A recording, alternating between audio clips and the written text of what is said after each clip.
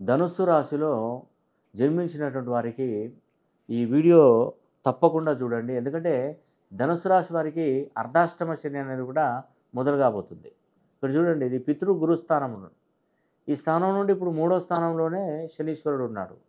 ఈ నెల మార్చి 28, 2025 వరకు మరి శని కుంభరాశిలోనే ఉంటాడు.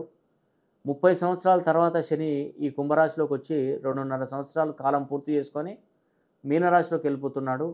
అప్పుడు ఈ యొక్క శని అర్ధాష్టమ శనిగా మారిపోతుంది. అర్ధాష్టమ రాహువుగా మారిపోతాడు. ఈ 6 గ్రహాలు షష్టగ్రహ కూటమిగా ఏర్పడుతుంది చతుర్థ స్థానంలో. ఇది ధనుసు రాశి వారికి చాలా వరకు నష్టాన్ని కలిగించే, ఇబ్బందులు కలిగించే అవకాశాలు ఎక్కువగా ఉంటాయి. కాబట్టి శని ప్రభావం నుండి తప్పించుకోవాలి. ఈ అర్ధాష్టమ శని అనేది 2.5 సంవత్సరాలు ఉంటుంది. ఈ శని మనం ఎప్పుడైనా కూడా శని హోమం అనేది కూడా కుంభరాశిలో శనీశ్వరుడు ఉన్నప్పుడు మాత్రమే శని హోమం చేస్తే 100కు 100% మనకు మేలు జరుగుతుందండి. శని కుంభరాశిలో నుండి వెళ్ళిపోయినప్పుడు మనం శని హోమం చేయించుకున్నా మనకు ఎలాంటి ఫలితం ఉండదు. మళ్ళీ ఇప్పుడు కనుక శని హోమం జరిపించుకోకుండా మీరు వదిలేస్తే మళ్ళీ నెక్స్ట్ 30 సంవత్సరాల తర్వాత వరకు కూడా వెయిట్ చేయాలి. కాబట్టి ఈ అవకాశాన్ని ప్రతి ఒక్కరు సద్వినియోగం చేసుకోండి. ధనుస్సు రాశి వారు శని హోమం చేయించుకోండి.